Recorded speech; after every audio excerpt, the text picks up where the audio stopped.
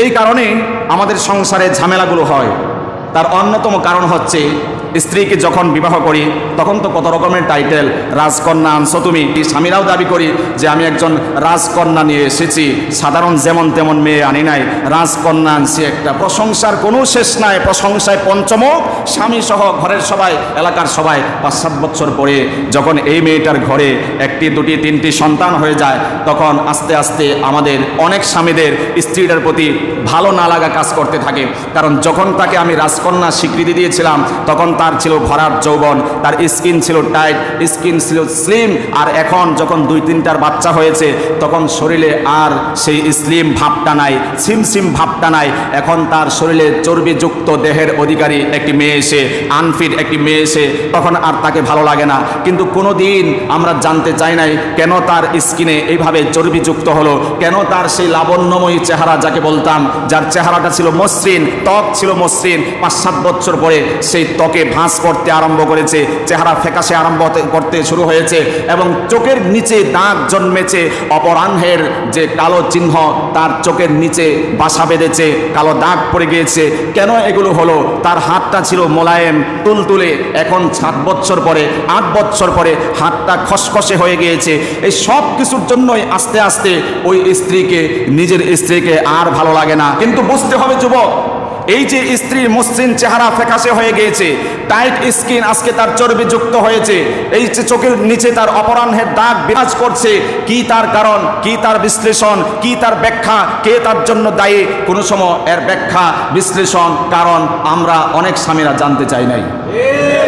যদি যুক্তির আলোকে বলতে চাই, তার যে আজকের এই ক্ষয়, তার যে অবক্ষয়, তার যে ক্ষতি, স্কিনের যে চর্বিযুক্ত হওয়া ইত্যাদি ইত্যাদি, এই জন্য আমরা পুরুষরাই, স্বামীরাই সবার আগে দায়ী।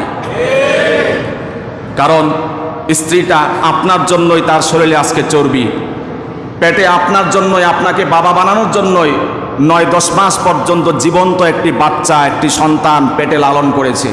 কোনোদিন আমরা তাকে ঘুরতে নিয়ে যাই নাই, হাঁটতে নিয়ে যাই নাই, চর্বিটা কমুক এই দায়িত্ব স্বামীরা পালন করি নাই। আমি স্বামীর অবহেলার কারণেই সেই স্কিন টাইট মেয়েটা আজকে চর্বিযুক্ত একটি আনফিট দেহের অধিকারী হয়েছে। সেই ফ্যাকাশে চেহারা কেন হয়েছে জানতে চাই নাই, জিজ্ঞাসা করি নাই। এতগুলো সন্তান সে লালন পালন করে, আমার পরিবার টেকাল দিতে হয়, সারাদিন সে উস্কো খুস্কো থাকে, চুলগুলো ভাঁজ পড়ে যায়, অনেক সময় জট পড়ে যায়, আগোছালো চুল।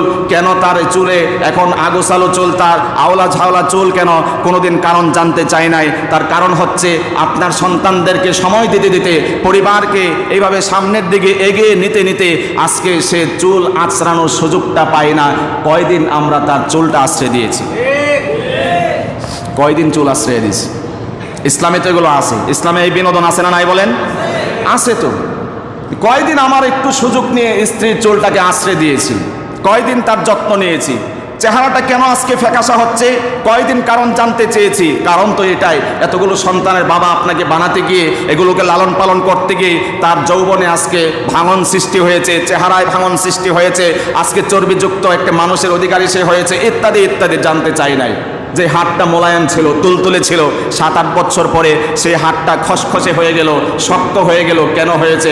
কারণ জানতে চাই নাই। আপনার আমার জন্যই হয়েছে।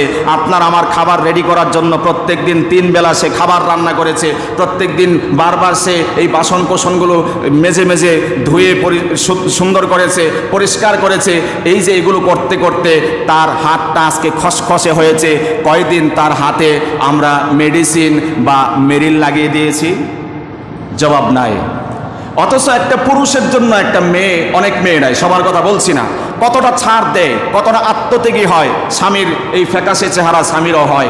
26-28 বছরের ছেলেকে যখন সে বিবাহ করেছিল, একটা বয়সে সে উপনীত হলে ছেলের তখন আপনার শারীরিক ভাঙ্গন সৃষ্টি হতে থাকে, চেহারা ভাঙতে সৃষ্টি হতে থাকে, চুলে পাকন ধরে, দাড়িগুলো সাদা হতে থাকে, ইত্যাদি ইত্যাদি। অফিস থেকে যখন আসেন শরীর থেকে ঘামের গন্ধ বের হয়, দুর্গন্ধ আসে।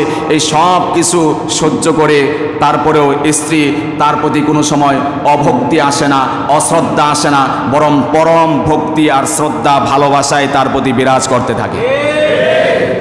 বরং সন্তানদেরকে বলে, তোর বাবা আসতেছে, বাবাকে জ্বালাইস না, কারণ তোর বাবা তোদের জন্য পরিশ্রম করতে করতে নিজের জীবনটাকে শেষ করে দিচ্ছে। শরীরটার দিকে তাকানো যায় না, এখন চেহারাটার দিকে তাকানো যায় না। খবরদার বাবাকে বিরক্ত করিস না, এমন অনেক পরিবারে বলে কিনা বলুন, বলে সন্তানদেরকে শাসন করে। আপনার জন্য, স্বামীর জন্য তার কত ভালোবাসা, অভক্তি আসে না, তার অশ্রদ্ধা আসে না আপনার প্রতি। যখন আপনি ফিরবেন, কখন ফিরবেন, বারবার ফোন আসে, দরজায় নক করবেন, আপনার জন্য প্রস্তুত থাকে।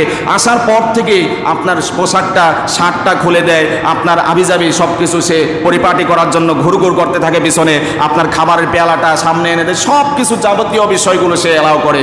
রাত্রি যখন ঘুমাতে যান, পায়ে ব্যথা, আপনার ঘুম আসে না, আরামে যেন ঘুমাতে পারেন। একজন নেককার স্ত্রী সেই স্বামীর পাগুলো চেপে দেয়, স্বামী আরামে ঘুমায়। এই ভগ্ন চেহারা, চুল পাকা স্বামী, দাড়ি পাকা স্বামীর দিকে এই নেককার স্ত্রী তাকিয়ে থাকে আর পা টিপে অনুভব করে এই যৌবন শেষ হয়েছে তো আমার জন্যই। তোমার চেহারায় আজকে ফ্যাকাশা হয়েছে, ভাঙন সৃষ্টি হয়েছে আমি স্ত্রীর জন্যই। তোমার চুলগুলো আজকে পেকেছে আমার জন্যই, দাড়িগুলো শুভ্র হতে আরম্ভ করেছে আমার জন্যই। এই ঘুমন্ত চেহারার দিকে, ক্লান্ত চেহারার দিকে স্ত্রী যখন তাকিয়ে তাকিয়ে এগুলো ফিল করে, তখন স্বামীর প্রতি অভক্তি, অশ্রদ্ধা আসে না, বরং পরম শ্রদ্ধা আর ভক্তি তার প্রতি বেড়ে যায়।